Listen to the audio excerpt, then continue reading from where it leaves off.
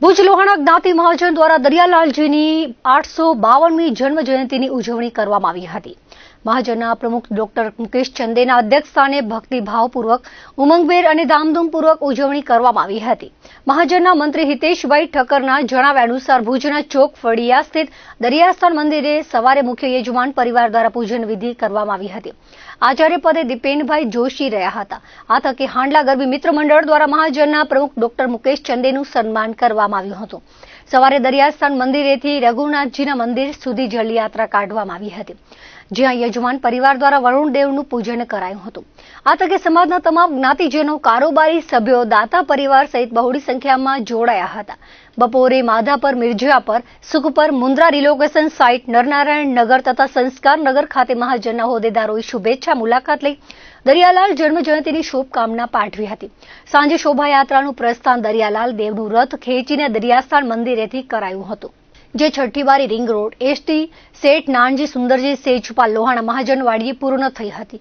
માર્ગો પર દૂધ, છાશ, કુલ્ફી, કોલ્ડ ડ્રિંક્સ તેમજ અલ્પાહારની વ્યવસ્થા ગેરવાડી વંડી ગરબી મંડળ, ઉમેદનગર વાગડ રઘુવંશી પરિવાર, યુવા મંડળ દ્વારા કરવામાં આવી હતી। હોદ્દેદારોની આગેવાની હેઠળ કળશધારી બાલિકા વેશભૂષા હરીફાઈનું આયોજન કરાયું હતું, જેમાં વિવિધ દાતાઓ દ્વારા રોકડ પુરસ્કાર આપીને સન્માનિત કરાયા હતા।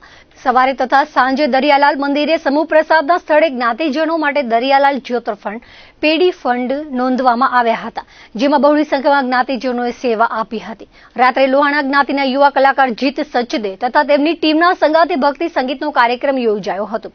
સમગ્ર કાર્યક્રમને સફળ બનાવવા મહાજનના હોદ્દેદારો, સભ્ય, મહિલા મંડળ, યુવા મંડળ, જ્ઞાતિની વિવિધ સંલગ્ન સંસ્થાઓએ જહેમત ઉઠાવી હતી। સમગ્ર કચ્છમાં રઘુવંશી સમાજ ઈષ્ટદેવ દરિયાલાલ દાદાની 852મી જન્મ જયંતિ હર્ષ, ઉલ્લાસ અને ઉમંગથી ઉજવવા જઈ રહ્યું છે। આવતીકાલે 30 તારીખે જન્મ જયંતિએ સવારે 8 વાગે આ જ જગ્યાએથી લોહાણા મહાજનવાડીમાંથી 3000થી 3500 લોકો દરિદ્ર નારાયણને અહીંથી ભોજન પ્રસાદનું વિતરણ થશે। 8:30 વાગે દરિયાસ્થાન મંદિરે પૂજન વિધિ, મહાઆરતી અને જે યજમાન પરિવાર છે એમનું સન્માન। ત્યાંથી 10 વાગે જલયાત્રા, જે દરિયાસ્થાન મંદિરથી રઘુરાયજીના મંદિરે જઈ અને જલયાત્રા થઈ।